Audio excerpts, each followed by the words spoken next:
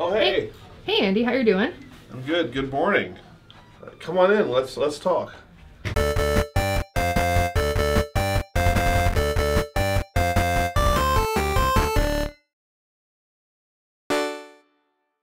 Yesterday was Wednesday. We had pizza lunch. Pizza was good.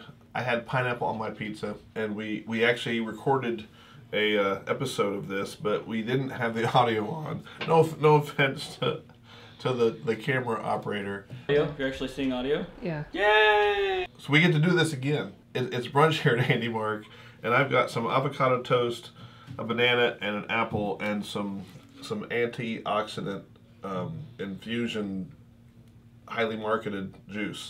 So let's talk about FRC. The team update came out on Tuesday afternoon. Big thing with team update number one was that you can't have your robot flip over, bumpers be up 12 inches above the platform, and call that a climb. So essentially you can't touch the platform while you call yourself climbing. The ramps can happen, but the robot with the ramps that's touching the platform just doesn't get the points. So you can still be lifting two robots above 12 inches, all good, in my opinion. It was a pretty good update, so thanks first for that. They're being very responsive from what I can tell from the questions that are out there. Q&A opened up on Wednesday. Also, my advice to you guys and the teams on the Q&A is pick a question, be serious about it. Don't just inundate first with shoot door questions and such. So everybody got their kit of parts. Most teams got the AM1ForYou3 as a chassis they could start with or play with. You have options you can upgrade. You can go Mecanum, you can go 8-inch pneumatic, you can go 8-wheel drive. But you guys are doing 8-inch pneumatic. I know there's some demand for that, and I know that you got to go over that little wireway across the middle of the field. I tell you, back in my day, middle of the field had these big, huge steps and such back in 2000, 2012, 2010, there was a big, huge platform. I get it. If you don't want to drop your cube and you don't want to vibrate your robot, you might want to use pneumatic. That's fine. We've got them. They just came in the other day, so we've got an upgrade kit for that. So speaking of drive bases and AM1ForYou3, really this week you should be working on your drive base. You should be finalizing what drive base you're going to pick. So it's Thursday of week 1. Get your drive base done soon. I was kind of excited yesterday. We did get the new PG gear motors here at Andy Mark with a 1/2-inch output hex shaft. They also have a new plate that you can mount that has the same mounting hole pattern as a sim motor. So that we've done two significant improvements to the PG gear motor, especially the gearbox, and we hope you enjoy those.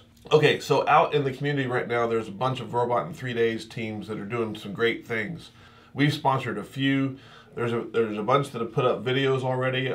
To start off with the original old school Florida Robot in 3 Days guys. These guys set the standard for everybody else. Robot in 3 Days 1.0 out of Orlando. They've made a robot with an arm that lifts with darts, and they had this fancy pinchy thing there for the cube, and it works really well. And they pick up the cube, and they throw it behind them to go onto the scale. Two other very impressive Robot in 3 Days videos that I've seen are the Greenhorns and also Snow Problem. Greenhorns have this really cool dual elevator system where on one side of the elevator is a rev system that scores cubes, and another side of the system is an Andy Mark elevator system that hangs the robot from the rung. Snow Problem, they have a pretty funny video where somebody said, yeah, we can shoot this cube, and somebody else said, no way, we're not shooting, we're sick of shooting. And then lo and behold, now they're shooting cubes onto the platforms. Who would have thought about that? Team Indiana, they're one of the teams that's working on ramps. Zookeepers have a really nice arm with a couple darts that push it up and down, and I think they have a grabber in the front. WPI, I saw one of their videos from day 2. They have a nice telescoped elevator system with rev extrusion on either side.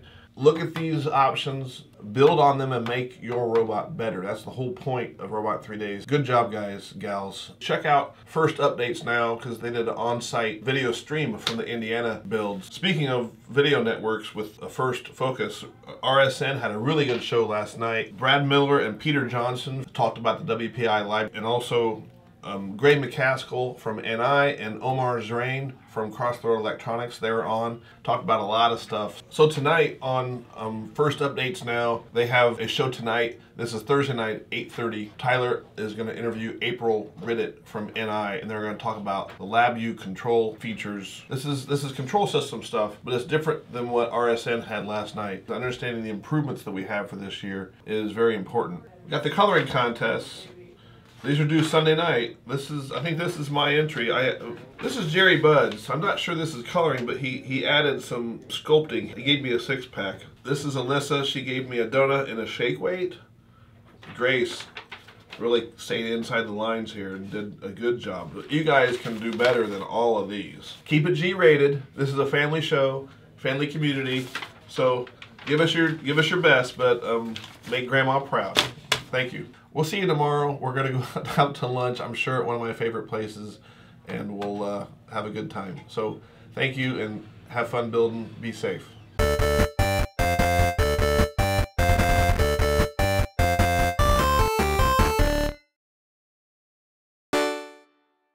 Can I millennial?